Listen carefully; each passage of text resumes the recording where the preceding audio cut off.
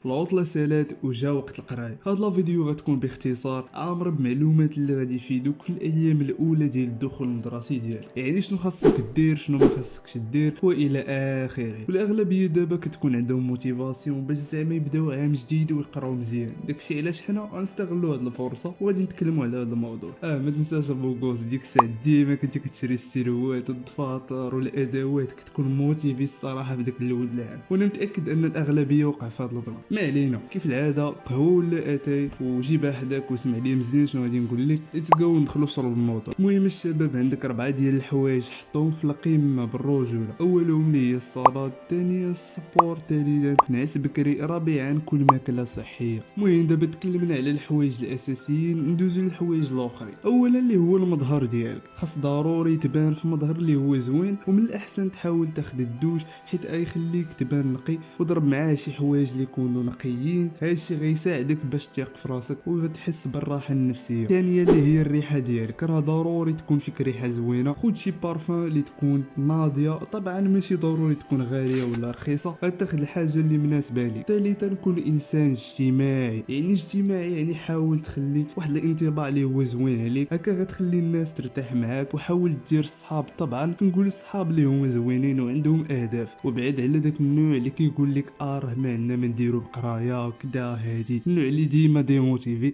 حاول تبعد عليه. رابعا حاول تخلي دمك يكون خفيف وتعرف تضحك الناس، ولكن ماشي تولي بحال شي مهرج، داكشي يكون شويه هكا شويه. خامسا نظم الوقت ديالك، هادي حاجه باينه وضروريه حيت غتخليك تكون ديما فوكسي على الاهداف ديالك وعلى الحوايج ديالك، وعاد زيد عليها ما غتبقاش ديما مرون ومخربط. الحاجه الاخرى خاصك تخلي انطباع زوين مع الاساتذه ديالك. غتقول لي كيفاش؟ راه حاجه ساهله، ادخل في الوقت وبعد على داك الصداع والضحك في القسم، حيت اصلا راه عندك بلايص اللي غتضحك فيهم في الساحه مع اصحابك، يعني ما فيها باس الا دخلتي ديك ساعه او لا ساعتين وركزتي فيها. وما تنساش احترم الاساتذه ديالك وكون قراي. ضروري الدراري يقرا مزيان حيت هادشي هو الحاجه اللي مهمه من هادشي كامل، هي القرايه الدراري. ودوز عام زوين وتقرا فيه مزيان وتجيب النقط اللي زوينين تفرح بهم مالين الدار. هادشي كامل غيخلي الانطباع ديالك عند الاساتذه زوين، وبالتالي هما غادي يحترموك. كون غادكي وطبق هادشي، ومن هنا غتلقى في الاخر العام باللي راك دوزتي بزاف ديال العلاقات ولا الصداقات ومعارف، وحتى انت